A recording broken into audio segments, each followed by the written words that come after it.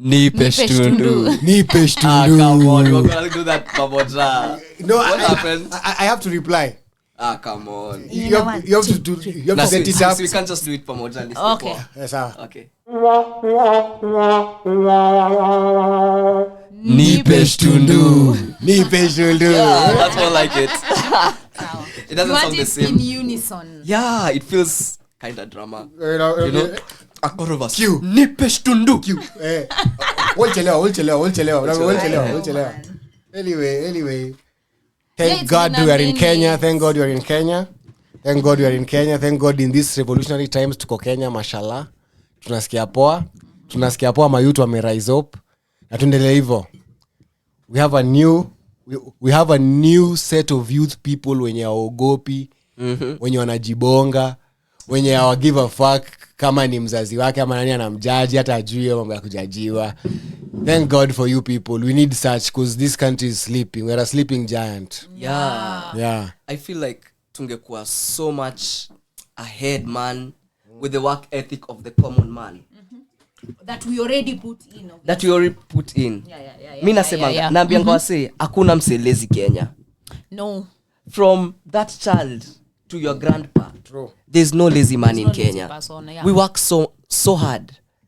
But fruits zetu zinaendanga zinapoteanga hapo hivyo kwa the political class. The moment we pay that taxes hapo tu ndo like that's what I've been saying. Paying taxes is our problem. That hairudi.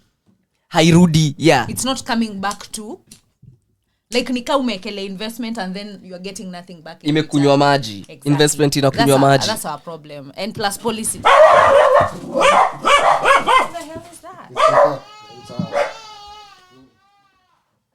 Sorry about that. We are taking a short break. Yeah. Nipe shtundu. Ibada podcast. Ibada podcast. Ibada podcast. Kama church kama dawa. Ibada podcast. Ibada podcast. Ibada podcast. Kama church kama dawa. Ibada podcast. Ibada podcast. Ibada podcast. Kama church kama dawa. Ibada podcast. Ibada podcast. Ibada podcast. Kama church kama dawa. Nipe shtundu.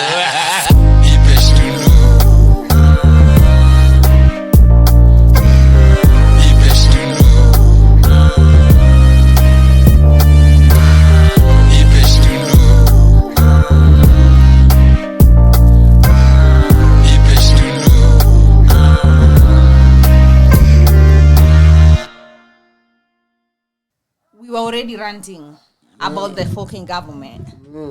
Can't even talk on nothing else. But yeah, there's no return on tax. Yeah. It's an investment that na say umeinvest like you don't have disposable income. Yoyote umeinvest. Yeah. Ishaenda kwa gava. Mimi walimefika hata naona tu pia itabidi pia tukue tu rada in terms of physicality, kimabavu nini. As in lazima tukue physically fit.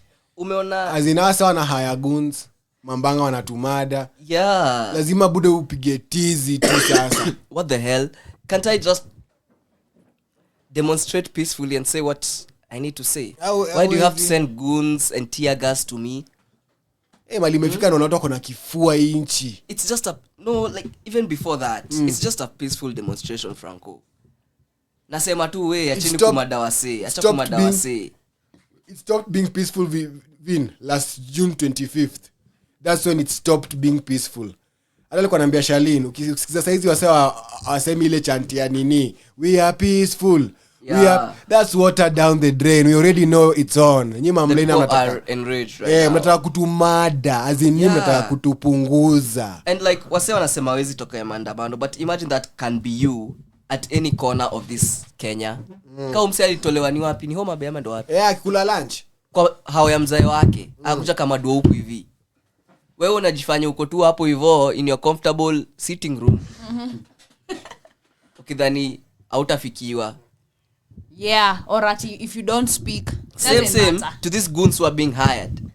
Wataangushwa tu na makarao one by one. Mtashandwa tu mmoja mmoja. By the way, they're already watching your TikToks. Yeah. It's not us. You're insulting us, but they clearly know what you guys are about. Lil Wayne says kwa, I think ni one of his mixtapes, don't you know the feds got Instagram? Gotcha. They're liking every photo that you take, nigga. As in Jua Buddha, uko hapo unasema Sakaja tumeprotect Gigi. We've seen your videos. You're recording even on the day of the maandamano. As in nyinyi mnajiseti tu. If this can happen in plain sight of the government and the police, how do you expect me, a common mwananchi, to behave? If our goons are behaving like thugs, how am I to behave on the streets? As in the fact that you the guys government are has empowering goons. thieves and goons. They feel like they have power over the common mwananchi. Yet mtenda pale hivyo kwa TV waseme, we are worried about the increase in insecurity. The fuck? Kumbuka president akimekile sijui ya Nairobi some months ago. When people are getting robbed. Unaenda place flani unarobiwa. Unaenda area unarobiwa. I remember. What the fuck are you doing? It was last year or earlier this year. It was earlier this year, isn't it? Yeah. What the fuck are you doing as a president touring at Nairobi? For nothing. Just kukua kwa gari. Hiyo ni pesa yetu. All that fuel. All those people you're carrying around. Taxpayer sadly Kenya ndo anakuanga the last to benefit. I just mean if you're benefiting, you're not paying a lot of tax. The person who's paying most tax is benefiting least. Yeah.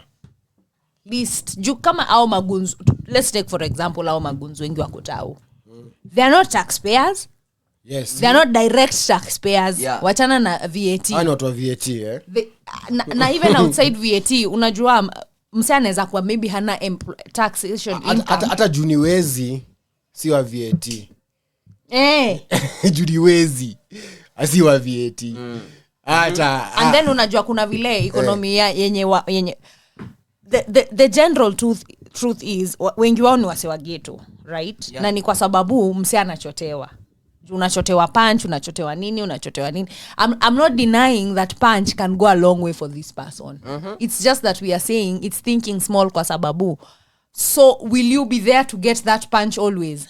Number one. And when you can't get it, yes. When you'll have kwenda kushika mtu 9, huyu mbanga atakapo kuambia that's number 2. Well done. And the broader vision hapa hata ni umse anakupatia hii punch is the reason why hauna. And that's more factor. Also another reason ni yeah. As we are fighting against police brutality and killings, when you are on the other side of the gun, your punch takusaidia. That's what I'm saying. Pia. That's what I'm saying. Sisi tunakutetea pia. But you, that's what I'm saying. Your punch, I solve anything for them. Mind you Buddha unakuwa marked. Mimi nimekuwa streets na vile mambanga think. Anakumakingi tu, hata uko na locks, anakumakingi tu. So wewe uko hapo kando yao sasa hizi hiyo Mariamu, uko tao CBD, uko hapo tuna protect Gigi, uko na fimbo. Anakumark. Atakupatana nawe day fulani atakumbuka uni kichwa mbaya. Nakumbuka venye alikuwa na behave. Alafu unajua your behavior pia it leaves a mark in their heads. That's how they live. Mbanga kwangira rafikia mtu yoyote yo. They've taken an oath to do their jobs. Yes. Ako wera. And for them to climb ranks, they must come for you. Pia mambanga acha pia ni wa call out. Mna allow some people to infiltrate your circles. There's some that's mambanga pekee. Wakenya tuache hypocrisy ya ujinga. Sijui ni hypocrisy ama ni nini. Kama wasa wanasema jeshi ya Allah na kuna Waislamu wanajua tu watu wanasema jeshi ya Allah. There's nothing they are doing that is really that Allah oriented. Allah like. Yeah. I ain't saying Allah in you if you're rowdy like that and always just kutishia watu. Which love are you spreading? Your aura already speaks something else. Yeah, unastua hata watoto wadogo wewe. Veje tu huko. Those guys actually our goons. Mimi nasema there's a general hypocrisy going around kwa ma institutions zenye kuna wase wana defending oath ya institution. Kuna some really good cops. Yeah. Lakini mbona mnala ase wenye wanapoa uniform kwa na nyinyi hapo hivyo maandamano? Because that it essentially becomes an all of you problem. Yeah. as in sisi we can house terrorists in this country, we can get bombed, and we can just as in sisi tungekuwa hata war saizi hii World War 3 inaendelea, tungekuwa tusha dead wote. Actually ndo maana that's kuna kitu tuko na hata maana. Yes, that's why I kept saying even if the current government is to go, yeah, we have so much self work to do. Yeah, because I say one exist among us.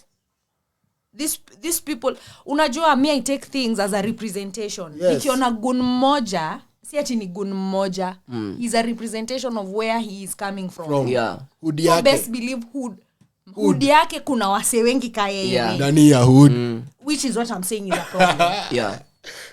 Kama nikisema I'd want for there to be like a militant rule just to like maintain order. We are not orderly. We are very animalistic in some things we are doing. Unasema youth for youth, then unaibia youth mwenzako tu simu tu kiona. Yeah. It doesn't Mimi make sense. sielewi unasema nini youth for youth. Hadi nikikwambia vile squeeze as in tao kumekuwa tu kuchafu, street food imekuwa tu chafu. We are living like animals. It stems down to what me I've always said is the biggest problem of Kenya. Integrity. We lack integrity. Yes, it is integrity. We lack integrity. Hata si We don't even hypocrisy. teach our children integrity. Because it does not matter anywhere. You know, that's the problem. It doesn't matter anyway.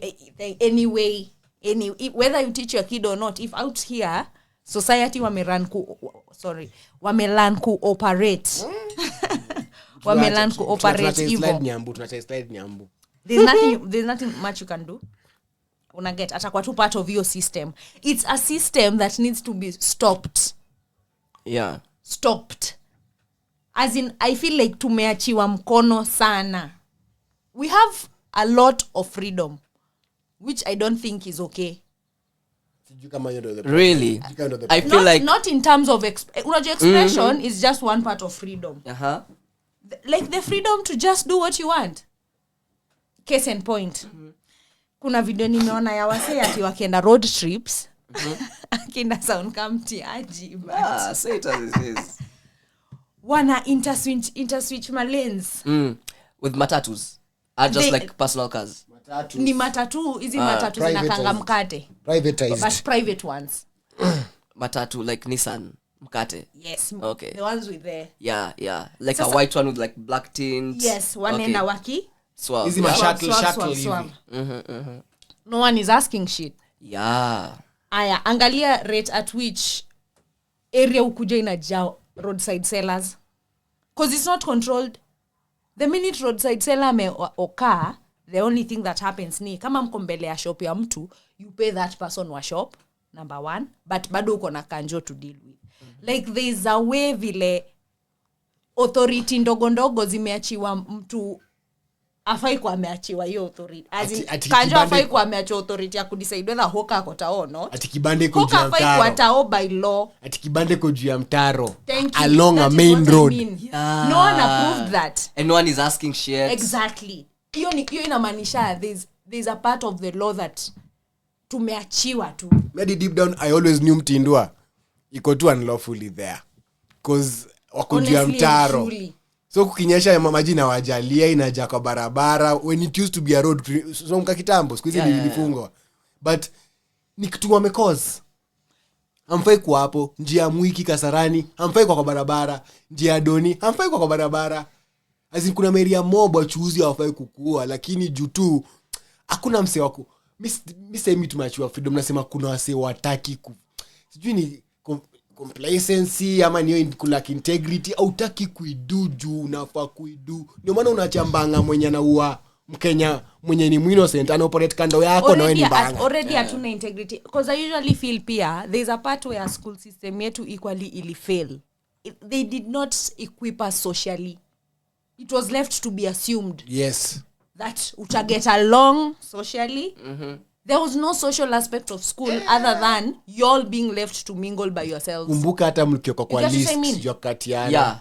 Kumbuka mkiwa kwa list ya katiana. Yeah, like also, what's up with like interaction between ulikuwa kwa list, ulikuwa kwa list vile kwanza goja, ulikuwa kwa list ya katiala. Not really, we never had those. That was Wow. you're Must have been lucky. nice. I feel like that's very primary-ish. It It is. started from primary, It started there. then secondary pia zilikuanga watu ma lesbian homos, they Pia try to watu make wana lists. nini wamkuanga na hii ujinga ati sijui mtu alituma leta shule Shule ingine ati sijui ticha kapata hiyo letter, leta. It was kesi. like a Gosh. sexual letter, then they had to come to your school to apologize. Some nonsense that was clearly Yes. irrelevant. Anyway, When we look, there is that, yeah? I'm just trying to compare it Yeah. with like Western kind of high schooling. Yenye venye at the end of year tuko na prom. Yeah. It's a social thing that you have to. Whether you want to or not. So- Okay, whether you want to or not is up to you. But Us, then like vitu zilikuwa zinakam so natural to us, we were shunned about them. Forced to go to other schools to apologize for things that were very natural. We were taught to be ashamed of this. yes. Yet Socially. wale wengine wanaonyeshwa hujapata mse wa prom, mbona Unalalisha. Mbona hauna mtaenda mtu? as na friends. nani mpaka wanataka kusuggest watu wamekuonanga nao na nani mpaka your parents fund this prom like mnavaa hivyo sawa, mnakaa poa, chik wapiga picha. Kuna tradition kama yearbook. Ehe. Yearbooks are amazing. Yenye That's kuna why- class of 15, 16. So you'll find everyone who was in that year in the yearbook. do you That's why like relationships don't work these days. yeah Because Babu, instead of like this kind of culture of you pairing with someone being and creating a You're culture Hata, still ili- looking out for yourself deep down. because We've been taught that. Buddha inanidingi yes uko cultured na umdem ako cultured ama uko cultured ubesa mwingine ako cultured then mkipatana inabidi mcreate culture yenu. Yeah. Watu wengi kwangi so confident na kudu hivyo wasanta kushy away from your responsibility. It's what my nigga is dealing with. Unanipata? Unaogopa kukua manly, unaogopa the mantle, unaogopa kukua mdem. Umepewa womb but utaki kutumia womb, unaja fibroids. Watu wakisema ni fibroids na pregnancy is correlated, medics wakisema mnajam, mnasema hapana, nyinyi mnataka tu kuattack madem, mnataka madem wazae, nyinyi mnataka madem wazae, but mnaambiwa hapana, mkosa kuzaa kuna effect, nature imeka effect. As in unaona hizi vitu As in, ndo maana integrity ni yes. kwa accept by the way even ndio kunafaa kukua for even another thing kuhappen na mimi sikukua hapa by ati wase kukosa integrity wasa walikuwa very integral in a way because kwa integral pia kunao ku integrate integrity Integration, yeah. unajua hizi vitu zote as in words wase wana avoid the communal aspect yetu yenye tu tuko nayo ndani yetu cause mi kama bro acha nikwambie nyinyi machef mko hivi kwa floor mnajua ule msee ndo anaribungu kama mimi ndo nafaa nipike nipe msee ndo aset hiyo nini hiyo whatever hiyo plate inakuwa ngori kama msee afanyi his best so msee anaweza kuwa presentation ya mbamba but food ni tamu but kuna kitu namuasha about everything about this meal because amekuja fine dining. okay. Unanipata? But ajui ni nini but nyinyi mnajua itakuwa wrong nyinyi kutuambia head chef cheki hapa ndo hii chain inaribika cause ni poa mbonge kuna communal aspect but wase siku hizi wako so kwa paper chasing bag yangu contract yangu nini mimi mimi sikuwa huo mse hata kama kuna sansi aliwa mse na alikuwa kwa uniform mimi nilikuwa kwa uniform mimi sikuwa on top mse of all that, but yet you know him ni huwa aliua but tunasema mimi sikuwa mimi mse sikuwa si mimi kuna hiyo hand to may let loose like it's like atuna social codes of conduct. You know what I mean? yeah It's a social code. I don't mean this in any wrong way. I do not mean this in any wrong way, but why would we normalize kama ndo nakulizanga kitu kama kugongewa just even out of hata si mambo na morals, just out of respect. Why would I want to know my friend's boyfriend is with someone else that I also know, and now when we are all together, what we just don't think about it. Yeah. Like it's like unataka ni operate in some weird frame. like it's weird for you to sit on that table It is, and I'm questioning, why is it not weird for you? Why are you choosing to ignore? Why are you choosing why to are be cold? you ignoring? Because obviously it's weird. I think it's being cold. Yeah, it's like you're popping turn out. off emotion. Unasema Mr. Mind Like to me ignore it is tu. what it Then unajipata unakunywa na kwa passive aggressive. That's just one example. Because shida yetu ni we normalize it kwa society until hakuna point of correction. True. Case in point, kukuwa na mubabas. Sisemi ni kitu mbaya. I don't think even code of conduct comes from a point of utiaji. It just comes from a point of sanity yenye tunafaa to maintain. Hata in level of critiquing. Hata sana mbabas. Any level of critiquing. Ndo nasema it's anything. Wase hawaitakingi siku hizi. When ni hater, you can critique. When ni hater. Oh my God, kama vinu umewatch MTV Sugar. How are you finding What's your take? I feel like it's so white. Thank you. It's not relatable to me. At all. Yeah. Yes. Those are the thoughts of very many Kenyans. But unambuna hate. But kuna other platforms when you like say that as in una hate, mtu anakwambia hata I'm looking at the rugby scene. Ati wase wacheza rugby ati wana train and I'm like, these people don't look like rugby people at all. Like what the fuck? What in the lie are you giving me in 2025? You see what I'm saying? Sasa as in me and Lupita's MTV Sugar as top. Mpaka saa hii I feel like hakuna yenye is as real as that. Hakuna. It was so real and raw. Thank you. Like walikuwa napanda mat. They were living in actual hostels. Angetupeleka hadi kwa familia ya mtu alishutiwa 2025 maandamano. Yeah. There's so much to cover. Ilikuanga protest juu about ule dem sijui ati juu alirepiwa ama something ndo walifanya chuo. Like femicide, I think. That was the most relatable part hata labda. Yeah, I was like, because that now brought it to something that happened. It was so white. It's not relatable. It's not raw to me as a kid. Yeah, kumemba kaneza mimi kile part. Where were you? Kama ni femicide. Nataka kuibring it home. Where were you? Le passes or rather, we are not their target market pia. Me I'd say that. Who's there? Because kuna sugar every country squeezing. Maybe it was for like, okay, I'm sorry to say this, but maybe USIU kids, something like that. Daystar New Nairobi. Maybe them they would understand Kilimani. Sugar better than me. Yeah. You know? Open at the bottom. And I also usually have a problem. But okay. Sawa. Do you get? I get it. Maybe that's the reason. Unanipata? Yeah. Wame based on lifestyle yao. Yeah. But god damn it, hadi watu wa USIU socially, unajua socially I matter. There's even a social aspect of our campus life how I bring out at all. Campus life is out of school. Campus life is wase kuenda tao, kukata maji, kupatana sijui event gani, kuenda sijui.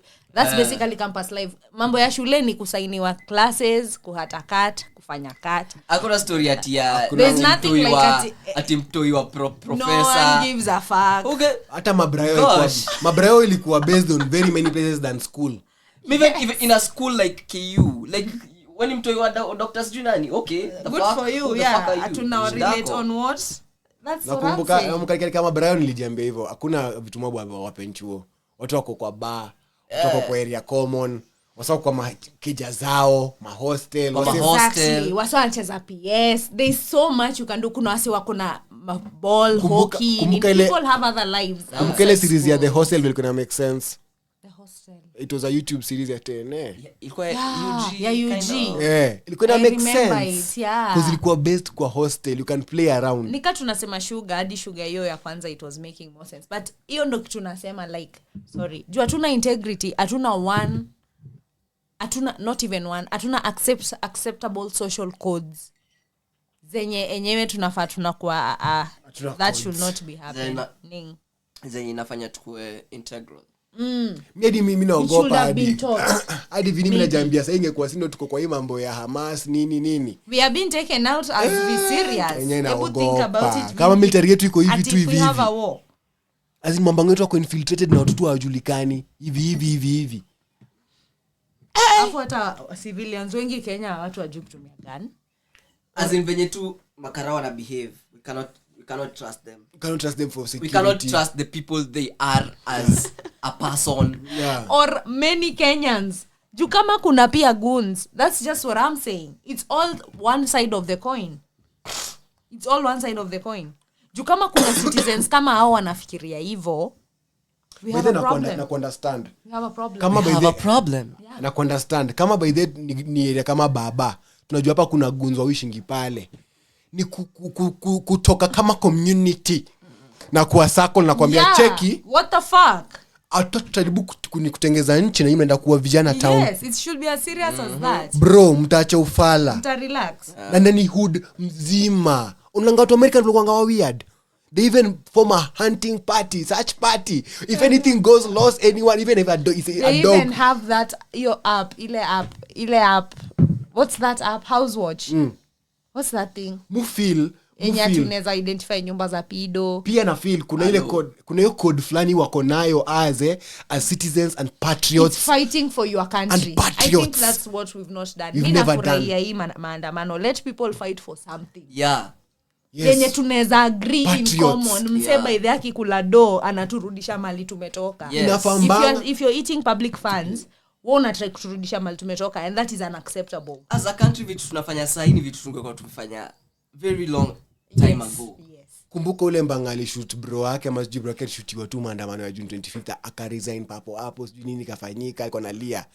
Imagine if this is happening, weka mbango unafaa kuwa aware that inaweza kwa hata mtoi wenu kuzo It can be anyone. Akoyo side anapigania nchi, anafikiri anapigania nchi, wewe unapigania Who wanna see option. As in bro inafaa tukae chini tujiulize, are we really patriots? Because Americans wamekuwa na civil wars hadi ndio wakakuwa patriots. Na kuna wengi wao natives wa huko wamefight the actual wars. Yes. Like mtu alikuwa World War II. Yeah. You have honor.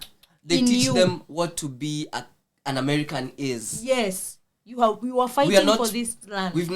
We are not being taught what being a Kenyan is. Yes. It has not Nowhere. been instilled anywhere. That's When's the the last time you've sung the national anthem? And to mean it, When's the not last time formally. Jambo sana. You Me, I've Tambo never sana. sung it to mean it. To mean it, like to mean it and own it. As in- Never. as No, in but bako when is the nalia. last time? Wow. Actually, that's deep. Hata ya vini. That's Yeah, deeper. that's what I'm saying. Like, Unajua saya ball bro. Wase ulia kimba hivi hapo hivyo ama player. Wanatonga maka machozi. me, I feel Juu ya like country yao. you don't like feel it. Kaule mse wa And they Ukraine. But footballers wetu wako tu hapo. Hey. Hey, when is this shit getting done? But it's not on us. It's some instilling that needed to have happened. Yeah. So it means if it was not passed on, Fuck. then comes my conspiracy theory. Hey, tutakuja kuzimwa. Hello. Then comes my conspiracy theory. Did we really fight for anything? Was there really like a struggle for independence the way it was being painted? Or was there just a group of people who had decided cheki, si tunataka kurani shit. So mse mzungu lazima aende. And they decided it and it was agenderized. Because I don't feel like hapo mimi na feel fight. hapo mimi na feel kuna wasali kama wakaiba the revolution when it was just on the brink of winning. Unanipata? When akina nani akina Deda nani walikuwa tu karibu kuipinch, kuna msali ingia na kaipinch mbele yao. Nani Kenyatta alijifront na kajifront na kawapeana. Mimi naonanga tu hivyo. Simple and mathematics. Oh no, hivyo. That's your theory. Because we proven Kenya is a hope nation. We like inspire countries to do more. Mau will inspire revolutions all over. Mau walikuwa nasema ati kuna dreadlocked motherfuckers wanapigania country yao from a forest. They are not banning anything. They're just tactical. And they had sworn. Guerrilla war. And they were and walikuwa wameswear hawatasema shit. Na hawajaisema shit mpaka wa leo. Ase walikuwa in tune. Kuna wase tu kidogo walinfiltrate na ni Waafrika wenzao. Kulikuwa na lack of integrity at the karibu tu mzungu alikuwa Then it must be that. It then must be that. It must be. Saizi pia Gen Z is the same thing happening again. It's like ni kama reincarnation ya hiyo regime.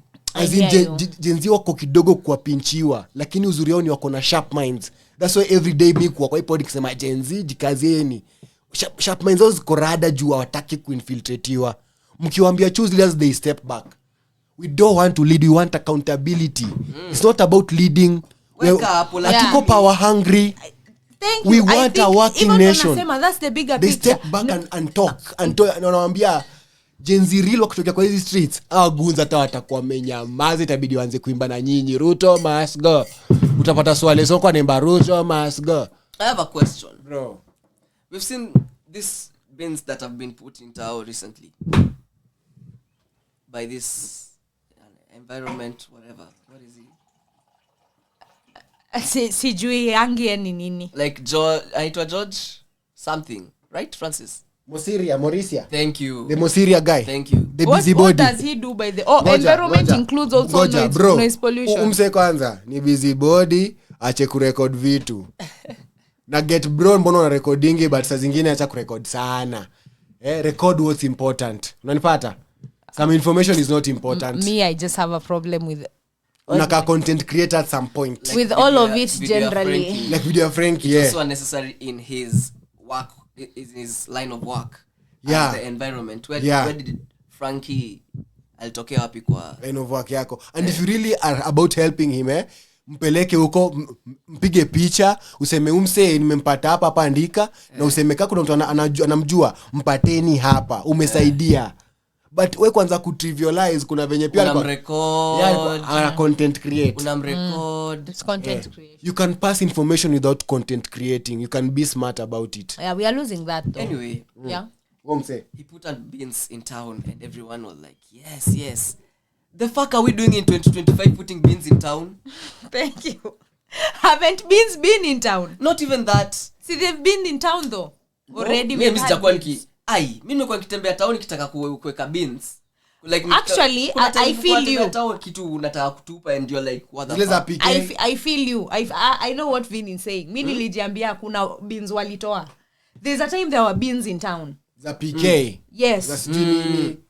There were actual beans. When like, we were in town. We are not saying ni mingi, but you used to walk like to the corner of one street unapata bean. Okay. But I'm just saying hazikuwa. But I get you. Do we really need beans? Is it beans that's the biggest problem in Nairobi these are things currently? We should have been that have been done 10 years ago. Ningekuwa kitu functional. Bro, unapata ati a whole Ministry of Health inaendea BCG vaccines in the airport. As in a whole ministry in the BCG vaccines. It's like we are like really third world. Like it feels like we are really third world. Like we are the bottom of the barrel. Walikuwa paka wameweka video PSG lali ameloko wana sign consignment tuko kwa airport. Imekuwa saa publicity stunt. Mimi nakushosijui ni kina nani. Like the fuck are we doing? Whosoever the power was handed to did not have the interest of Kenya at heart. Ministry of Health announce medical advancement from Kenya. Ingekuwa so many things. I usually even struggle to understand like vitu simple tu kama sasa hiyo kitu kama SHA. Why is it not working? That is something very simple. What the hell? What is going on? Are you guys telling us we are that stupid? Or what is going on? What the fuck? Kuna saina wakingi na wacha. Hapana, it's not working in the sense that mimi sifai kuwa na kitu inaitwa national insurance na nenda kwa hosi wananiambia si atuchukuangi nini? What do you mean? Take it up with the government. That's what I pay every month. Mimi I pay that every month. Wewe take up whatever you're telling me with the government. See the party that was kwa ile movie the party the film. The film at the party, the British film. That was the whole bone of contention because that guy had gone private medically. Now everyone inafaa kuwa anatumia public because I'm in public office holder like a doctor or anything. Yeah, why are you not going for public? That is exactly for what integrity. Our problem is. You need to show people that I also trust this system. No? Kwa sababu hakuna corruption. I like that. Kwa sababu kama nikikwambia juzi time fulani nikitoka job hapo Kempinski ati gari fulani zinaingia tu wrong side ati sijui because these are the long way iko na traffic and I think they are carrying a dignitary or something. I'm like basic rules should apply to everyone. if it's a green light, it's a green light for everyone. He's a dignitary because what? Again, what does he do? Why should that even matter when we're on the road? When He's we're on an the MP, road, so what? we are So driving. let him do what MPs do. Kama hiyo kitu ati msimame mtu apite kwa barabara. Why are we making them idols? That's our problem, Vindo nasema, as in our feel shida zetu kwa sababu hawako kama sisi. They're not living how we are living. They're not paying SHA and ikose ku make sense. If that was the case, wangekuwa SHA mfanye make sense. You get me? Word. What when you want to represent are to speak the same language. Na swali out of the rage now. Now let's speak about now theories and shit. Yeah. Which tribe in Kenya do you feel has integrity in a way? Nataka tu tukue. Tribe. Yeah. Wow. As in nasi mambo ya kuwa tribal ni kukua tu frank. Like wewe ukiwa observe unaona wase wako na integrity au move na integrity fulani. Even if they do wrong they own up. Awabishanangi hivyo sana vitu za ujinga. They don't make a fuss about things. What will you say? Kikuyu. Okay. Really? Yeah, they Okay. cause hadi mimi napendanga vile wanatichingi mpaka burial. Kuna mambo sufanyanga vitu mob. Mi envy unity yao. As in hata saizi ukiwambia Mkikuyu nyinyi ndio mlivyo tu msein atakwambia tuna recognize na tuta correct. As in ataki kwanza kwa GOONia wewe anajua yenyewe anajua ukweli vile nakwambia. Watu wana recognize nyinyi ndio wengi, Wakikuyu ndio wengi. They are a bit not hypocritic, right? Yeah, they are a bit not kama business vile tunafanya ndivyo tunafanya. Like sitakufichia produce mzuri niuzie mtu mwingine ndazieka hapo watu wabuy. Mimi niko with their do. Do you know what my problem is? I think with all this tribe issue. And I'm being very honest. Mimi ni mtoto wa Nairobi. I have not experienced tribes like that. Me, I feel like I've experienced people as people. Most Nairobi kids have that. Nikuuliza swali. Nikuuliza swali Shalin. Ngoja, nikuuliza swali. Wewe hauko najua like these people past like them. Hauko na get like to their family. Me wanna use something. Because me awase unasema like wa Nairobi. Or like rather me I'd say my friends. Kuna namba kosha go kwao. Okay, not even that. But mimi nilikuanga na wajua past like who you are, even like as a kid and like know even your family. I also did. Unanipata? So it was like the tribal part of who they were, it was so evident. Like ungingia how ya Mjaluo, nongia how ya Mkikuyu, unge feel the difference. I hear you. Apart from like you seeing that beshti yangu mtoi ni Mjaka. Because Niad, I like using language because language represents us. Do you know why? Nairobi rather ni area urban na kuna pop culture. Pop culture yetu mob influence na Kikuyu.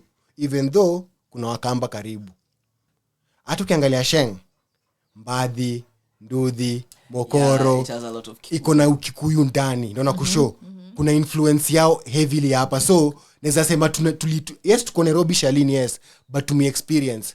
Using your example, kwa Kejajaka mimi niko naendanga na watoto wanajaribu kubonga ngoso. Ngoso iko inapiganishwa pa ngoso ngwe. Kwa sababu wanapapa kubonga kisap. Yeah. Ndio kushow there's something I observed. Mimi ni Mluya. Kusha tuko naongeleshwa Kiluya unless unapeleka ushago ndo utajua Kiluya.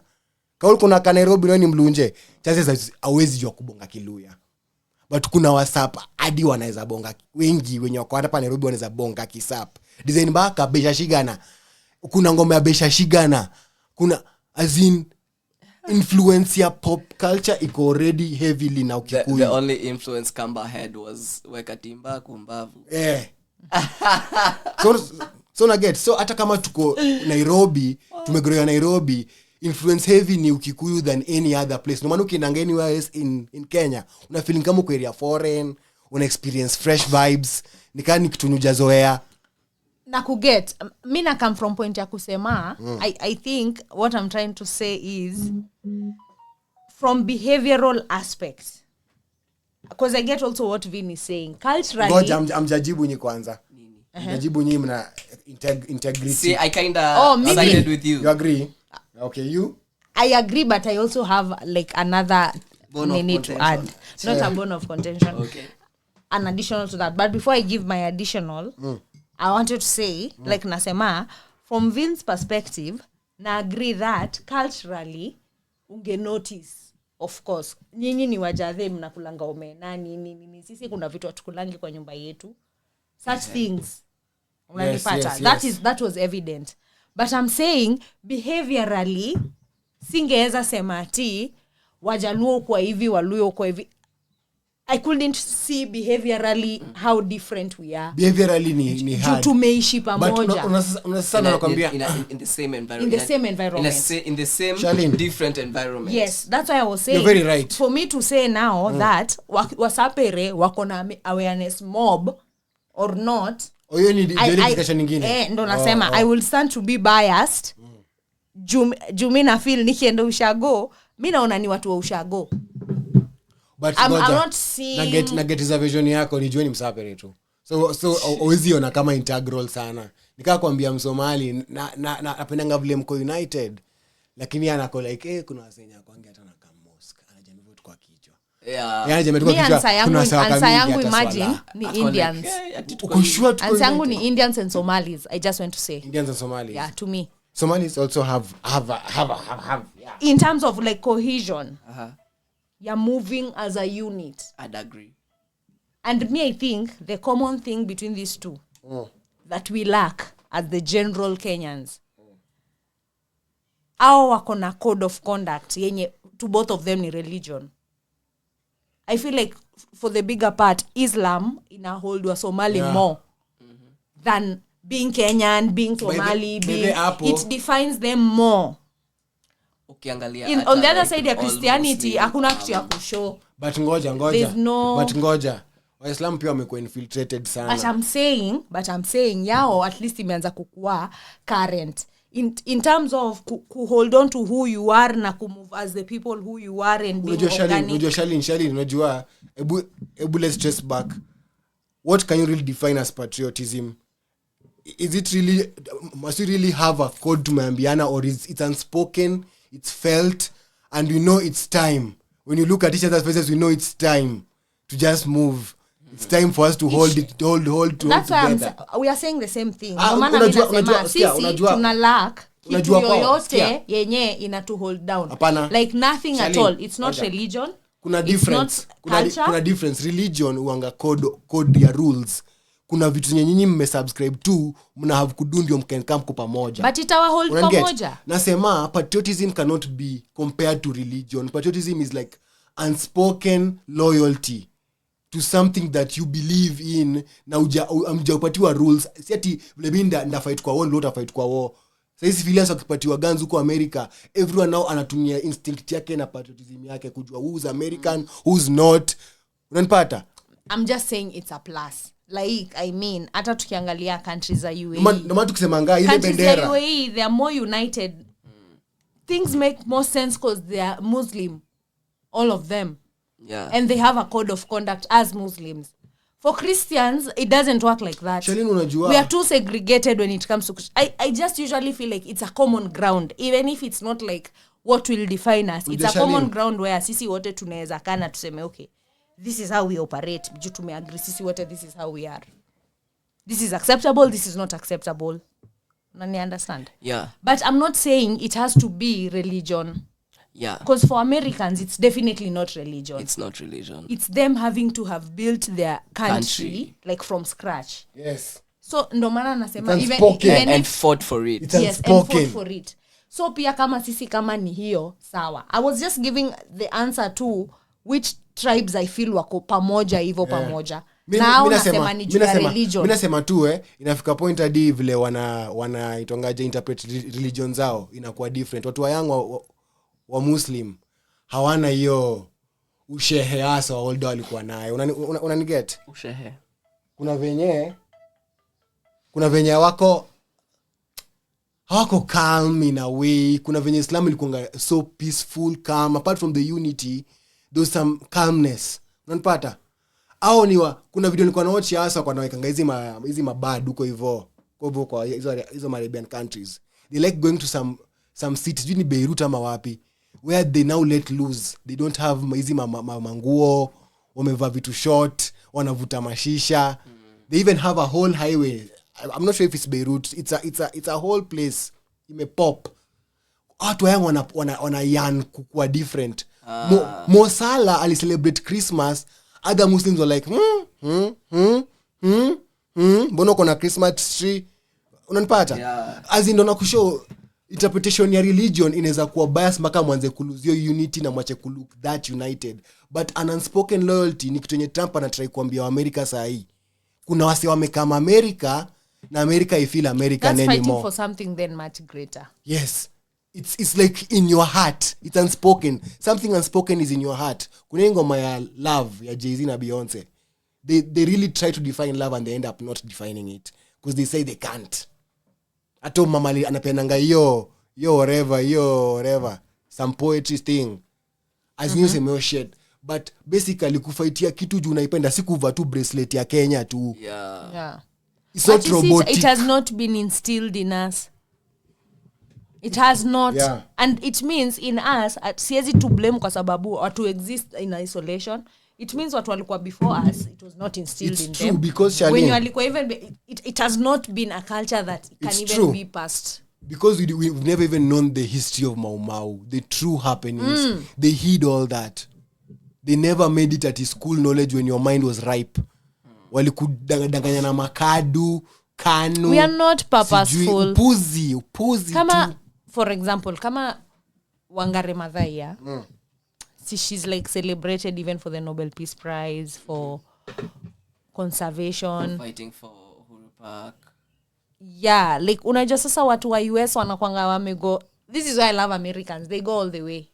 There would be a holiday for her, a garden, a what? A biggest monument. A tree planting day. And they take tree planting very seriously. They make t-shirts, go plant actual trees. Si yetu ya ujinga ya upuzi ya kupanda miti. Sisi sasa utasikia atakani Jamhuri Day. Like these people even look forward to like 4th of July weekend, as in the Super Bowl. Like they are about their country. Yeah, the you Super know, that's Bowl. what we should be. Like was not understand bona Super Bowl ni big deal, but it's a big deal to them. Hollywood. Yes. We have nothing that brings Kenyans together. Nothing other than sherehe Maandamano and chaos. And Tanzania in Twitter. Chaos. Fighting, chaos. Iko kwa chaos. And party. Tuende tudanganyane. We need a third face. Tuonyeshane. We need a third face of patriotism yetu yenye tu. Yeah. Si ati ina Aki hatuna. Mimi the amount of littering yani imejaa tu around the city. Yani people have no regard in whatsoever. Littering after maandamano ama? Not even misi blame maandamano. Yeah. It's just in general. Okay. Ni kuchafu. Despite the ni kuchafu. Ni kuchafu. Or like the sweeping does not get along well. Whether it's the sweeping, the collect takataka, the fact that akufai hata kwa kumetupa takataka everywhere like that.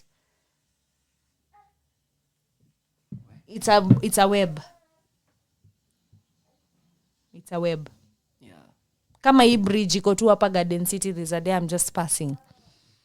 Unaona tu like nini wrappings, makaratasi, nini vitu za mandizi, vitu za mahindi. I'm like, what is going on? Integrity. Alafu utaona same people tuko hapo hivyo tunasema ni kuchafu. Siwa zimeblock. Ndo mangu anasema hata sasa tukisema Ruto must go. Really? As in, sisemi abaki. Watu wanataka wanaweza kujia mtu kaa op. Si really unapoulize and then sasa yes, then now and what? Then who? Who is now supposed to come in and be, your super power? Who is our Ibrahim Traore? Who is our Richa? Ibrahim Traore who banned concert ya free ya Burna Boy. Imagine how because Kenyans would have taken that. Because it a distract was like, what? Burna Boy? No. But why did he do so? I didn't dig into it. Anasema ni distraction, and I agree. Okay. He makes sense though. Yeah, it's very It's very like it's weird. like Sai Kenya is closed for innovation. It sounds like that. Yeah. Burkina Faso is closed for innovation. Anajenga mabarabara and innovate. He even banned porn. I didn't know he banned porn. Yeah. I knew here. Yeah. He did? Yeah. Okay. No distractions. Shit. But we need someone as militant. They are That's living what I'm in saying. the military way. Shit. We need someone who feels patriotic. Oh, Hattie. Hattie joined the mics.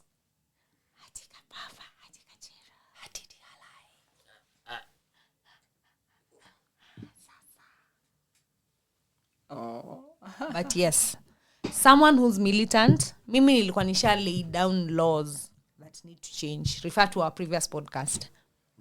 But it includes drinking. Ulisikia survey that sijui what percentage of alcohol ya Kenya ni counterfeit. Yeah, because I think pia hapo tumeachiliwa sana. But what do we mean by counterfeit? Ni fake. Ni fake aje. It's not like real Jameson. It's not real Jack Daniels, for example. You know Kebs I work. My question is it poison or is it still alcohol? It is still alcohol. Not being produced. Kuna sawa na hara. It's alcohol. It's alcohol. Shit. We're so aggressive.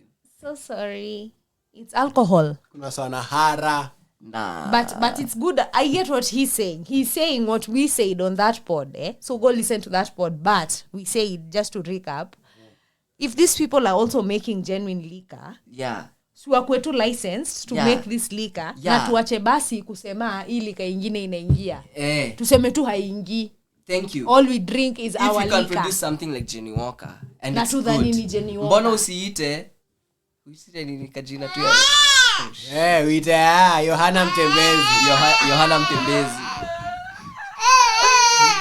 He's like, who is this talking? Ananiambia na J-Express anashangaa. Yohana Mtembezi. Oh God. Sorry. Anakwanga hivyo huyo. Nimemshtua. Anakwanga like atika gentle. No dramatic. I'm like It's going down. Uni dramatic anakopanga but yes. Yeah, where can they ama tu produce tu pombe yangu juu I can niite vini. So una need licensing ndio wasio kujia waangalie kama ni poa. Why don't we make that easy for us and even export this liquor to China like venye wamefanya wametoa juga vetu ni Kenya nani amesema mtu alipoa power ya kuwa na interest ya Kenya at heart. We need someone who thinks like that. Tuseme hata pombe inauzwa hapa hivi ni pombe ya Kenya peke yake. Tunaweza kwa ni brewers. Kwa hii sherehe kwa legal. All our traditional drinks should be legal. Changa si legal. Changa si ni traditional. Busa ni legal. Ni traditional yani. Changa. Yeah, but it needs moderation or rather awareness. Wase wakue aware. Msieke panty. Lazima tukue discipline. Tuende huko hivyo tushawasezi usieke panty. Tengeneza poa. Tafuta wafunze, give them awareness on what quality is. And the goodness of quality. Integrity ni kutoweka panty. Thank you. To establish integrity by the Kenya ni kutoweka hiyo panty kwa changa. And it's so hard. It's been made hard to be integral. It's been made hard to be integral. Shit. Kama Eva. Shout out to Aunt Eva. Aunt Eva alikuwa anasema mbona siku hizi watu wana buy thrifted clothes. Then unatuzia pesa mingi.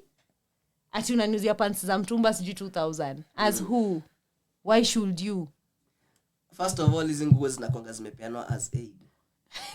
Let's start there. Number 2, wewe umenunua hii nguo if at maximum 500. Yeah. At maximum. At 500 more, but yeah. At maximum. Na imagine hii ni ule mtu hata labda juu Gikomba. Yeah. Ameingia tu hivi akapatana na mse akamwambia, itrao. So 3 ama pancha. You cannot sell me nguo ya mtumba 3000. That's crazy. kuna mtu anafaa kuwa na make yake na inafaa kumekiwa easy for that person to do so. But basically mimi niko perturbed that tuko infiltrated in every sector na watu wakisema thank God for madonda wanapiga ama traffic wa extorting watu. I want to big up you and I want to tell you usikue extorted kani donda. Wewe mwenyewe una rent. Extortion man. Piga huo morio. Mbona ati Skaro asimame tu apewe tu do kwa kila. And we are just there as Kenyans watching man. Tunasimama tu bado tunaendelea kuwa. Big up ama donda. Big up. Big up. Shout out to Rebels. Wenye anasema zi. Nilikuwa kwa plank jana nikitoka tao. Plank ni nacho plank. Nganya ya. Lazima nionyeshe plank. Nganya. Big up plank. Then big up plank. Karo akaingia. Ajodo ndatu walimwangalia tu. Akamwambia yeye wasijui nini alikuwa anauliza sijui yao ni access gani akamwangalia tu Karo akashuka. That's what we need. Yeah. Watu wanakuwa bro. Nanyi watu mnaacha my reasons ku infiltrated shame on you. Waislamu mnajua mali yake na sijui nani sijui swale nani watu wanapiga watu tu wa kawaida huku nje in the name of sijui nini protect sijui nini. Bro, that's not even the Islam way. Yo usikubali. Ambieni mtu ukweli. Kama ule madam Ukarao alikuwa anapiga activist wa Coast. And then she's just there pulling her hair and her hijab off. And I'm like, she also Muslim, that's why umefunga hijab pia wewe kwa kichwa. Yeah, and why me sielewangi mbona? Where's the code? Why does it have to be a fight between a civilian and a cop? And a cop? Why if did you're the cop arresting feel me, like arrest me as in and be lawful about it. Nisimamisho niambie you are under arrest for this and this and this. Why was she arrest feeling like her ego got hurt when this woman was Siju ni ego was kwa sababu watu hawajui kazi wanafaa kwa wanafanya because there is no accountability that we are holding against these people. For example, that woman especially with that video anafai kuwa arraigned. Why were you behaving like this to a civilian? Hizi vitu zote hata hiyo mambo sijui you're a woman who's gone through training for you to be that cop. For a person to be hurt by a tweet, for you to go and abduct someone. Yeah. For saying the truth, for saying the truth. Hata kama it's true or not. Hakusema ati you should be fired. Did you see Elon na nani na Trump wakiget to levels za kwanza kutumia na Secret Service? Tulia.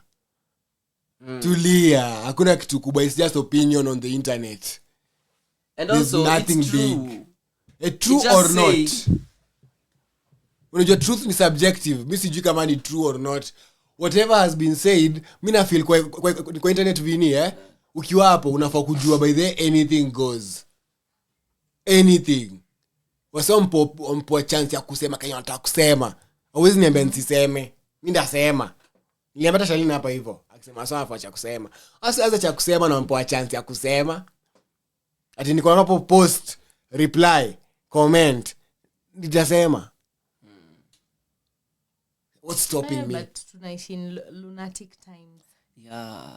Lunatic. Ndio maana Grok iko hapo confirm. Unauliza Grok, is this true? But unaona ni for the longest time political class haijakuwa ati ya kuserve sisi. Yeah. It's been serving interests. And we know this and we've normalized it. And we've normalized it to a point where it's so much in us that tukasema sahi we start going by the books.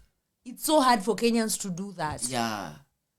Watu wamezoea convenience ya kujua mtu sijui nini. Like hata angalia job markets zetu. That's why most of them they are like kuna incompetence mingi yenye inafanya industries hazigrow. And not just industries as industries. Industries as in corporates. Yeah. As in a certain industry. Like industry.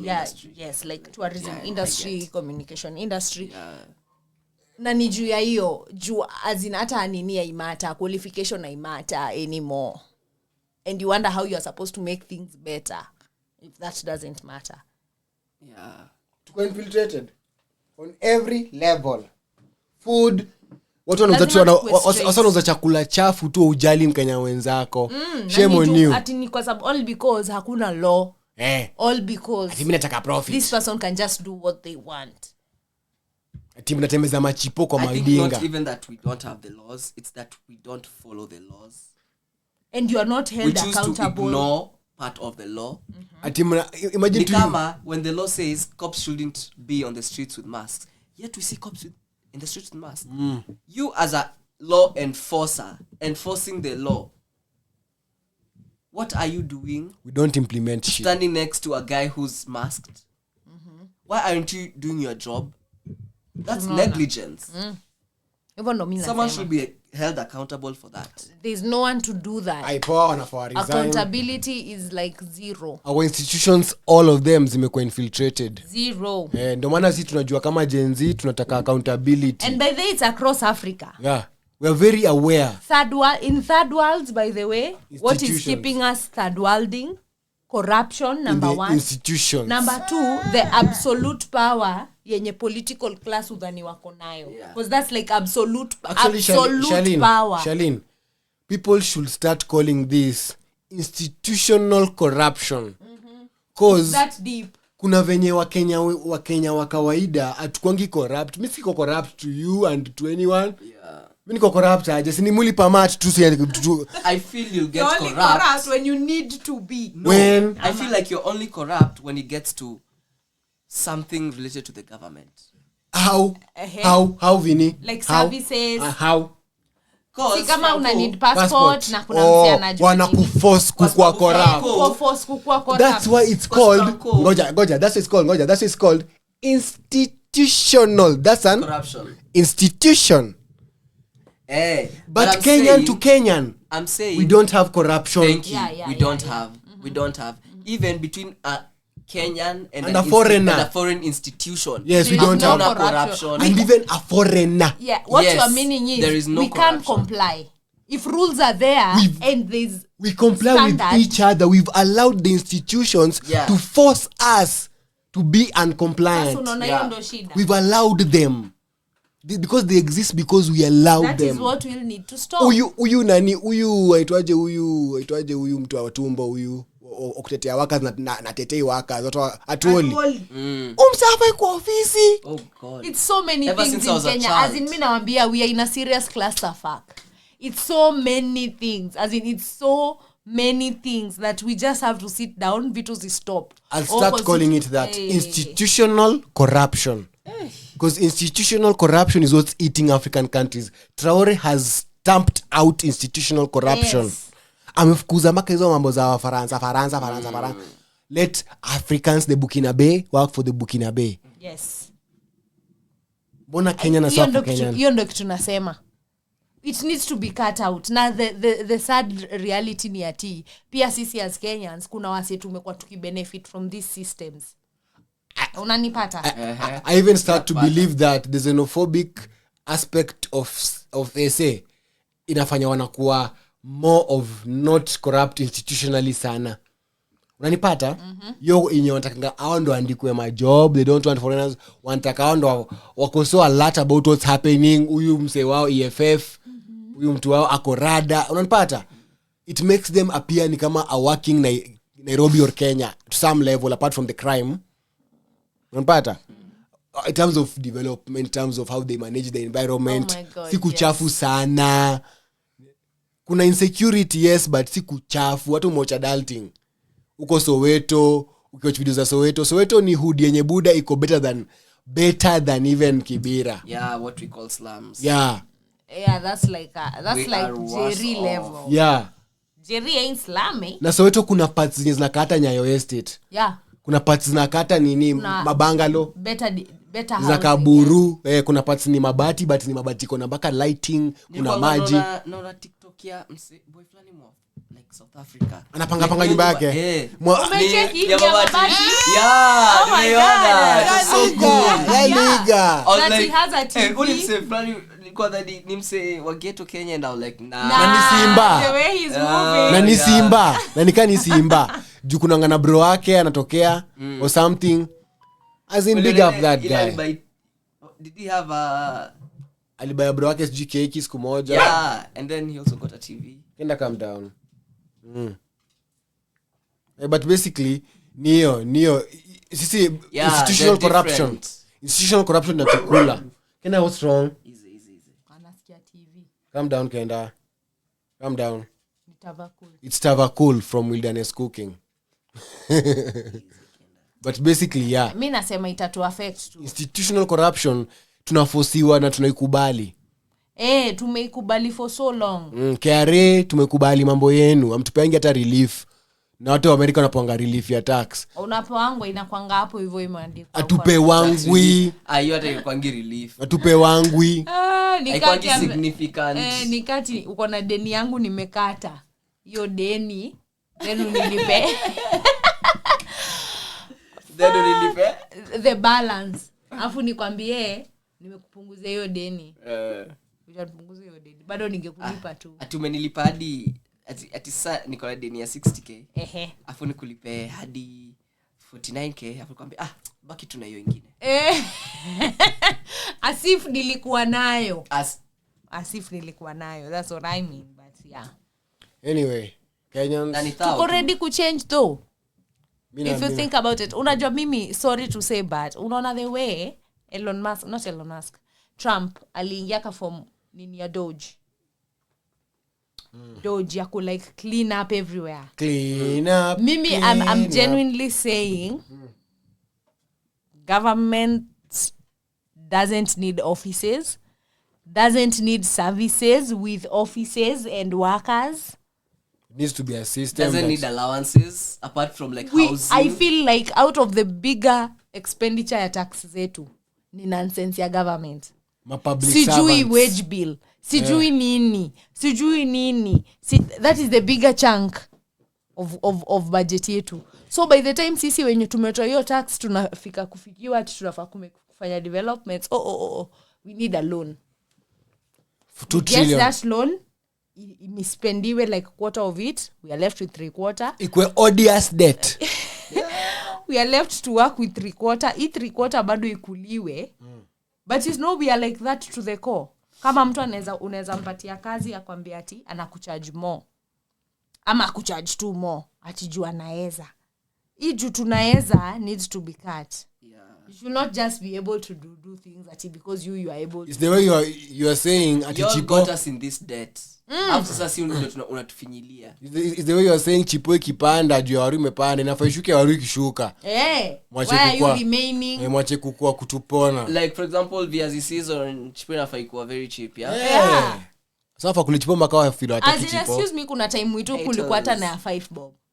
Yeah. Kwa kasuku ya Blue Band. Zilikuwa zinapimwa na kasuku za Blue Band where I was from. Unapimiwa kuna ya 5 bob, kuna ya mbao depending on the size of your kasuku. Walikuwa nao scooper lakini vile wanajua ku mize. Wanajua kuchota wakizidrop to wheelie. Nah, but there's the good old days. Kuna the good old days. Yes. But kula wasaka na hiyo talent. So unaona, we need to all stop being corrupt. Tukatae tu corruption. Kama ni ku-apply job, wacha tu apply ukweli. Institutional. Shortlist people ukweli based on qualification ya mtu. Like ini job, ini industry tuna grow kama acting, what you are saying. Mbona lazima nione the same faces lakini tuseme tu ukweli. With them for the opinion HR should not be a department pia. Unpopular opinion. Kuna HR haifai kuwa department, haifai kuexist. This is wild. Yes, Francis, why? HR haifai kuexist. HR wana waste time na salary. Na pia wana promote nepotism. Hapana. Kuna HR wenye wana deciding who gets the job, bro. Mimi nakushow. They have a heavy hand on who gets the job. HR ana kazi. I feel this is what should happen. Kazi yao ni gani? Ngoja, Vini, kazi yao ni gani? Coordinate human resource. No, welfare office is not HR. HR is not welfare. Welfare ya workers nafaa kuwa and hata inakwambia hata union kitu kama hiyo. Everyone should be part of the union. Inakwambia tuoli amelalisha na nimbwao. Unafaa kuwa watu unionized, watu wanajua rights zao. That's welfare. HR hapo inaandolio. Recruitment hapo kwa tu recruitment. Watu wanatafuta new people. Then say training mnaleta specialists, consultants, wana train watu proficiency. Now with times itakuwa AI. Wasana train wana ma something, e-learning, unanipata? As in HR ayuko needed. Yes, you ana coordinate. Yeye ndo mkubwa hiyo all that. You don't coordinate all that. Hakuna kitu ana coordinate. What do you mean? All what I've said, part of it is outsourced and part of it imekuwa systemized. It's what we are saying about government, bro. Mi si need mse kwa public service office na nikienda hapo na nipe attitude. At lazima nimfinyia macho. Nimfinyia macho ndio anipatie service then nikuwe engage in corruption. This time I went to that NHIF place in Buru and then this old man was like siata unibaye sijui what. Ona. Mbili nikuonyeshe. Ona. And I'm like bro, we don't need it. In plain sight. We don't need it. You're not scared like I'm just looking around and it's so public. We saw Dubai people renewing driving license on a machine. Bro. It can happen. We don't need mimi hata nasema for employment for employment mimi sijui hata nisimame kiti sasa at this point lakini siwezi simama kiti. I need to be like an advisor or something. So employment tuna create database that is nationally acceptable. Mimi kama mimi nimefanya accounting nafaa tu kurusha details zangu kwa hiyo database. Wewe kama mtu unatafuta employment and it should be a law. Wewe unatafuta employee. Hakuna backdoors. Yes, lazima uingie national database ya graduates kwanza. Shalin, nikustue. Unajua ilikuanga kulikuwa na vitu zinaitwa job groups. What are those? Job groups kitambo. Kwa some certain professions kulikuwa na job groups. Kama teaching, there were job groups. Sijui kama ziko bado. Mali penye mmoja anaweza kwa hii job group akianza then with more na kisoma more akika certificate zake akilezileta kwa ministry or whatever anakuwa anaweza chukuliwa kwa senior teacher wa shule. But that's not what I'm saying. No, na mimi nasema it's what you're saying. Mimi na feel msalifanya procurement na kaenda kafanya kitu kama nini tuangaje CILT or CIPS ya CILT ni ya logistics, CIPS ni ya procurement and supply. Akadusa masat akizieka kwa area yenye tuna apply jobs si wote yanafaa kwa amekwa job group higher than mimi mwenye nimedo degree. Unaniget? Itawak within those parameters. Yes. Me I'm saying there should be one. Yes. Na kuna vile ati kwa kampuni tuna encourage backdoor. No. Yes. You are required the same way KRA requires you to file your returns. You are required to disclose your recruitment and hiring processes. Yes. For the benefit of the whole country to grow. Ataki nepotism. Ataki mambo ya corruption within our institutions. Unaona? HR minimum. And then some departments na kuelewa. There are some companies departments zenye zinaweza kuwa zina create loopholes. Zitolewe. Loopholes of umepatiwa ati authority kudictate whether staff anaweza kuja or this no haifai kuachiwa human beings. Yes. Atufai kwa tumeachiwa kazi nyingi ya Kenyans. Hata leave Shalin. Ati mimi nina apply leave na niambia siwezi enda kwa sababu sijui nini inafanyika. Inafaa kwa system ya job. Leave yangu iko hii mwezi. Inafaa kwa inajo hiyo system vina ko leave Frankie ako leave. Timetable. It doesn't matter. Kuna hizi ma call center wase wanafanywa mpaka ma favors za kuscheduliwa design fulani. Upatangi shift gani? Inafaa kwa reduced. Ufanye shift gani? Corruption. Yes. That's what I mean. Then interaction human itakuwa purely on a social level. Yes. Then to develop social codes. Yes. True. Kama kitu sasa kama sasa hivi kwa mshahara yako so unakatwa housing. Why is it not making sense in your daily life? Mbona hiyo housing ipotee tu? When there can be a system that makes that housing make sense. Sawa, kuna mtu anaitwa Vincent ako kwa housing scheme. Let's make sure all landlords are equally on the same housing scheme. Run a system yenye itapik landlord wa Vincent against payment yenye Vincent ana make me agree kuna hii part atapata so mimi rent nitalipa ni this amount. Actually unapata Vini ametaka kukuwa na 2 bedroom juni housing. Yes. 2 bedroom huku hivi Kiambu. Yeye amechoose Kiambu, msengine amechoose Kajiado. So hiyo 2 bedroom ya Kiambu anatafutiwa landlord then anajua payment yangu inaanga kwa landlord through the government. Yes. So even if Vinyal lose job yako hata ukianza restaurant yako na ni business, you can still pay. The government should still and you know it's going to that landlord through the government. Through your scheme. And you know how much it will reach ndio sasa utakuwa na nyumba. Afu wanaweza create. It's a system. Unaweza tumata mtu wako ashikoe nyumba, mwambie mtu wako uko na nyumba huko Kiambu. And to enable that una create bands. Unaona vile tax inakuanga na groups. Kuna mtu anakatwa ya 15%, 10%. Nakumbuka tukifanya taxation. Kuna kwa na the same treatment. Maybe mimi nyumba yenye na afford kwa scheme yangu ni cheap. Na mimi nataka kuishi nyumba expensive. There is an allowance for someone like you. Basi scheme italipa yenye italipa, you cover the rest of the amount on your personal, in your pocket, yani. Si umeamua unataka a better house. But hii scheme ina make sense. Sense is what we are saying. Kitu kama SHA can work the same. Sifai kwenda hosimu niambia ati hatuta kufanyia operation ndio una hiyo pesa. Mnafahamu nifanyie operation because I am under a national insurance. Insurance works by mimi nimecontribute, wewe umecontribute, Francis amecontribute. At no point hakuna vile hii insurance yezi nilipia mimi a single person operation. I'm still part of this insurance for the next God knows how many years. Napenda fa kuforce. Nitaendelea kulipa. Tunachanga. Yes, tunachanga. Inafaa kuforce Ni mchango. Inafaa kuforce even the leaders wa kwa hiyo system. Kila mtu ako kwa hiyo system as long as you're Kenyan. It's your priority. And you are in Kenya. Nisipate by there au peleki mtu yako kwa education system ya Kenya. Yes. Asome Kenya. Public systems should be the number one systems. Yes. Privatization inafaa kuwa imekuwa very expensive. Actually inafaa kuwa very expensive. Nini? Kusoma nje. Ticket ya kufly expensive. Mnafanya tu inakuwa expensive. Visa ya kwenda huko hivyo Kenya to that country expensive. Yes. Mnasema tuna discourage watu kwenda kusoma nje. We want to maintain our talent. To grow our kila kitu saini about systems. The world has wachinku wamenacha wameharness mambo yao, hawaja export mambo yao. Yeah. Si tuna exportiwa na our president, man, and it's so sad, man. Don't accept to be exported, man.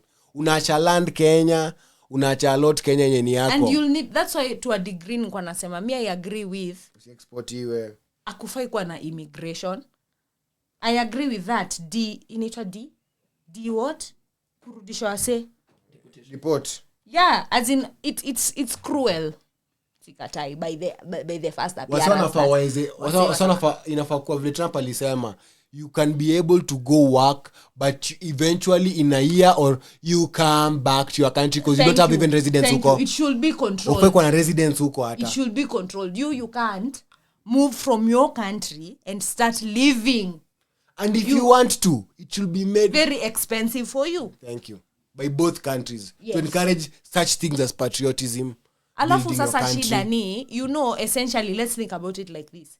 If Tanzanians, vile sahi Tanzanians ni wengi huku, pia nyinyi mmekuja mmejiongeza kwetu kwa GDP yetu. But essentially, tax yako si feel, juwe huko kwa system ya Kenya, we si Kenya. We una KRA pin, juu una ID. Only VAT. VAT tu ndo unapatia gava. Any other tax I apply to you. So essentially you are dragging down my GDP. Yes. That's essentially ina happen in these growing countries like Europe. Kuna kwa na a maximus of black people, not black people peke yake, immigrants generally. And they are looking for better living. When in fact, mnafaa mrudi kwa countries zenyu, mpambane na whatever is making your countries not give you better living. Nika vini ka chef. Naweza sema vinya na faende huko majua afanye kazi. Basi ati aishi huko for experience gaining purposes. Hata for the pay. But the pay needs to come back and make it work here.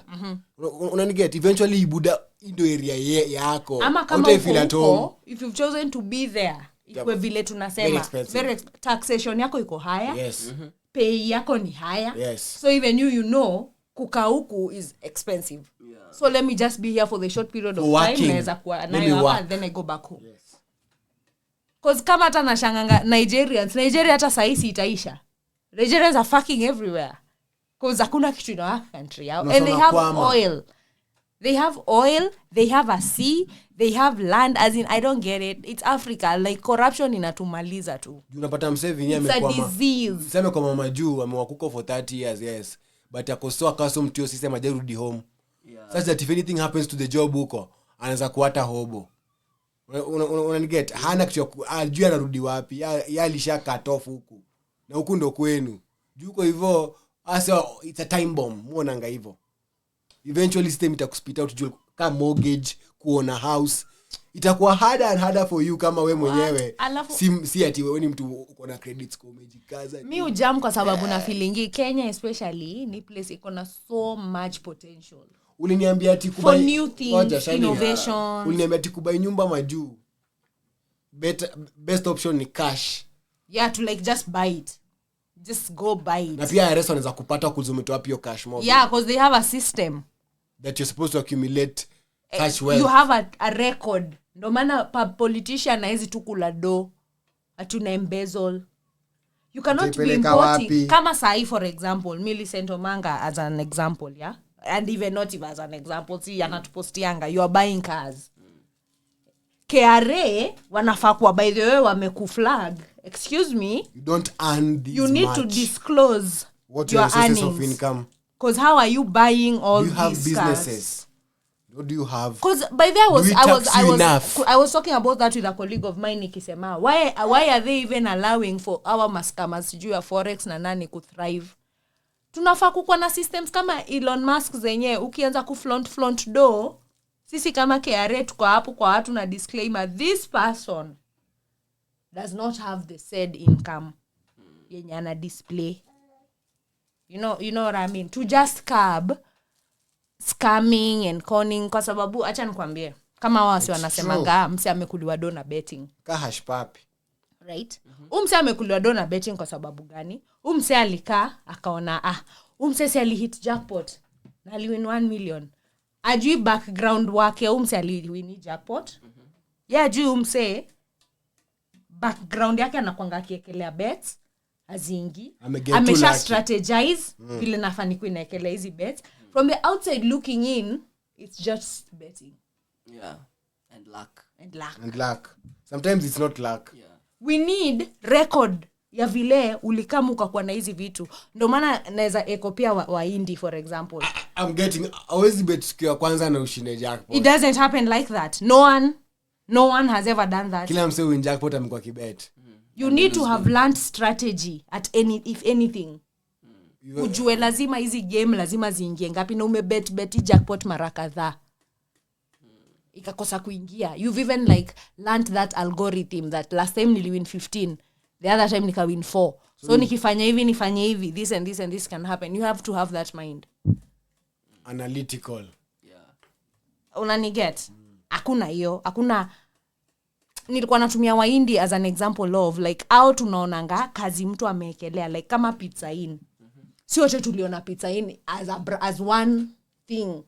Ilikuwa tu hapo archives. Was there any other pizza in? No, I don't. For the longest time. And then akaanza tu ku grow pole. We have seen your track record. Hatukuamka asubuhi tukakupata TV. You have a chain of restaurants. Yeah.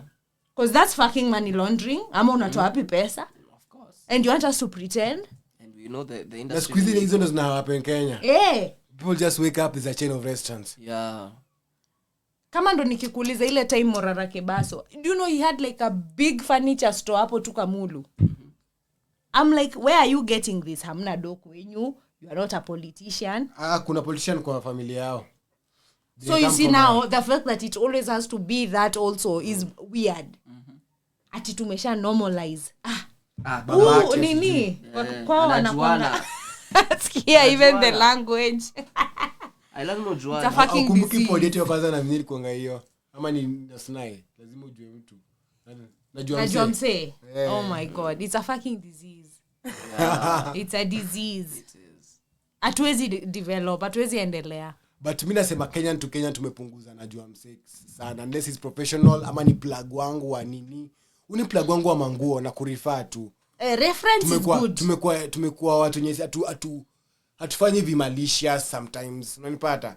Kuna wasa malicious kidogo wa kuichanga sijui nipatie commission. Fuck you. Wewe peana reference na ukweli na move on. Msafanye biza kule pesa yako. And reference see connect. You know, reference is like unatafuta baker. My sister is a baker. Na connect. Yeah. Connect ni ati my sister is a baker, ibu hata niongee na yeye akufixie hiyo bei wewe. Hapo sasa umeanza you are now reaching. Hapo sasa and that's what many people do. That's what many people do. Now that's corruption. Ati vina natafuta job. My sister is in HR. Si ulikuwa natafuta msewa nini? That's you should just tell me there's an interview. If you go get the interview, good. If you don't get that interview, it's not a job for you. Yeah. Find another job. There's a job opening hapa. It's so weird. Anyway, mimi make peace, but bado revolution is on. See you on June 25th. What? June 25th? Viva, See you on June 25th. viva. Viva Hati. Goons, viva. shame on you. Country. Oh God. Pray for our country. Pray for our country. And the Really police be killing- about our killing country. No, we guys. be about our country. Be about our country. We are not a praying kind. We're not a praying kind. We knew Meskiati mountains were large trees Huh? How? that were cut. Mountains. Yeah, most mountains. What mythology is this? It's not mythology. It's African folklore. Okay. Yeah. Folklore? Folklore. Okay. Folklore. Folklore. Folklore. Yeah. Folklore. As in ukiangalia hata Mount Kenya inakaa kama ni Mi Kitristam. amore. Hata Mount Kenya inakaa Tristam. Kuna video niliona ati wanasema ati Mount Kenya sijui there was actual aliens sijui. I think it's the lady who talks about Kikuyu stuff. Mumbi Seraki. Seraki. Yeah. We saw She was that talking video. about About it being an energy point. yeah. It is an Yeah. energy point. Okay. Yeah. Shalini was telling me that in old tradition, they believed there was a land there. A land. Yeah. Like when you get to above the top, snow caps. there's a Beyond land. the snow caps. Okay. That's the land where God resides in. That's why it's called Kirinyaga. That's the land Mwenenyaga. where Mwenenyaga resides. Resides. Yeah. But I'd still want to know why Kikuyu was based on matriarchy operation. That I've never understood. Because most things were matriarchal. Why was it like that? Patriarchal ilikam tu senye watu walianza kufight war. War brought patriarchal leadership, but the initial leadership was matriarchal in a way. Because it's weird. Okay, because your myth, myth inasema they had 9 daughters, who then guy brought husbands to.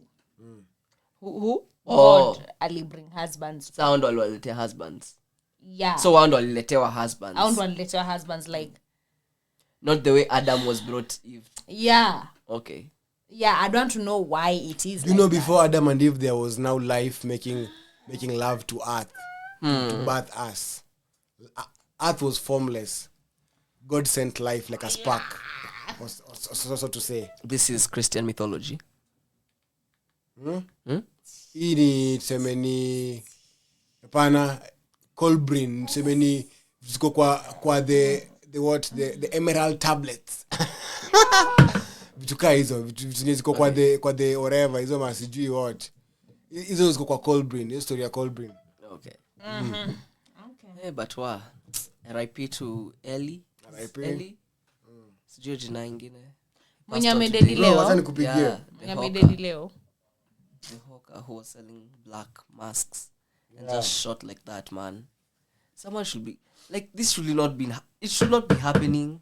Yeah, it shouldn't. The Amongst president other should say things. something Amongst other about things. this.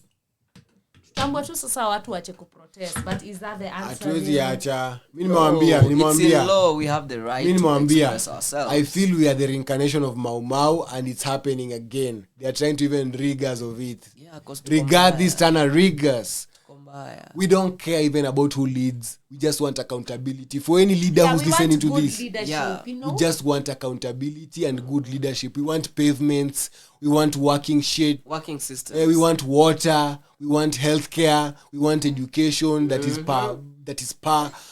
Bro, we want roads. Fucking development. We want lighting. Tuache kusolve shida za sijui how many We want centuries lower ago. taxes. Hey. We want you to build factories and hire amagun How is it ati- amagun bro akina Swale wanafaa kuandikwa kwa mafactory wanabeba manyanya wanabeba mananasi Tunazi-export Tunazi- China. Wako busy. ana time ya kwanza kushout Unajua, TikTok. Gava iko hapa ina shout about taxes as in we are paying debts, we are paying debts. What are you using, doing to ensure to tuna make do ya kulipa ya hizo kulipa apart from nothing. just taxing us? Nothing. What are you doing? Nothing. Sad for you people that you don't have a plan for 50 million plus people. Let that sink in. You don't have a plan for 50 million plus people. For everything they do, it's just PR. For everyone, hata sana tuko kwa politicking. Wasana to protect. We don't have any kind of leadership amongst us. Masanse mna to protect. Jueni, by the way, you have 50 million fucking people relying on you all. Oh God. But yeah, you have failed 50 million plus people. Let that sink in. Na mimi by them inasema hii clusterfuck. It's not on Kasongo only. Too bad that revolution imekupata huko hapo. You know, it could have been anybody else. It's not personal. But also it's cause when uko hapo. If anything, you have the power to change this, and we are asking you in like to say Maruto must go. We are just asking you to change this shit. Yes. Of which you're not changing. You're not changing. But unajua sasa kamkatoa asubuhi kesho na ailainisha hii country. Yeah, we'll be very okay by the way. Si ati unajua si ati kuna a preferred person tuko naye. That's why maybe watu wanasema all leaderless because hatuna huyo mtu tunataka. Si tunataka things to just make sense. A plus B needs to be equals to C. Si ati pesa inapotea hapo katikati ama sijui nini inafanyika. We don't want hizo mambo mingi. Like when Uhuru was saying that 2 billion is lost daily. And there's nothing he can do. And it's just like, sawa. Mimi nashangaa yani mkubwa wa country analau PA wake anaraunda kibonga. As in misunderstand power dynamics. Yeah. Kublai kana alau Makopolo. Aende akisema. Uko hivyo kwa Silk Road. Isn't it funny hata hii from the police? Ebu niambie in what world picture it like this. OCS alipeana statement. Akamaliza kupeana statement. After amemaliza kupeana statement, ati there is an officer mwenye wewe sasa wewe unasimama, wewe unajiambia wewe ndio utasema statement zako. I thought hiki tu mlifunga hadi station mkaambiana check. Si alirukwa. Yeye ndo alirukwa. Sasa what is even that? Wewe mwenye alisema after yes. What is even alirukwa. Walikuwa besha conspire akasema tutaficha hii story. Then wakaenda wote wakasema ni yule mzee. Yeye akasema hakuna mzee. Si of course atafanya hivyo. So yeye akaona wewe ndio muongo kuja. But of course atafanya hivyo. You're not being strategic. Wewe sasa aliwacheza. You're not being strategic. Uwezi nicheza na tuliagree. Si ndasema ukweli. Kwani uli expect? Yeah. So you think kama nyi wote mmeagree umsesi tulimpeleka Karura na that's the story we are dying with to the grave. Yes. To the grave. But no, they like integrity even between themselves. Thank you. No maana there's no honor among thieves. Never a day. Never. Let me tell you, hata nyinyi politicians, you'll just start uncovering each other one by one. Hata hawa goons chaambia. Goons, tembeni na Mariamu mkijuzo Mariamu tutabeba mkiwa maiti. It is very sad for you people to trust people who are killing your fellow youth. Very sad. Instead of you even asking them, simwache kuwapiga nyie maka mnarobo watu mnamagwa watu. Shame. Such a shame. Nyinyi goons nyinyi inakuom. Inakuom. Madhe pia amerafiwa. Kwanza madhe alikuwa anarafiwa na Masanse. Si like ni mama. As ni mama. Ungemshika tu mwambie like twende. Si alikuwa anaambiwa even that other woman is trying to rough her up. Anyway, tutapata na kwa pod next. Thank you very much. Shukran guys. Bye. See y'all.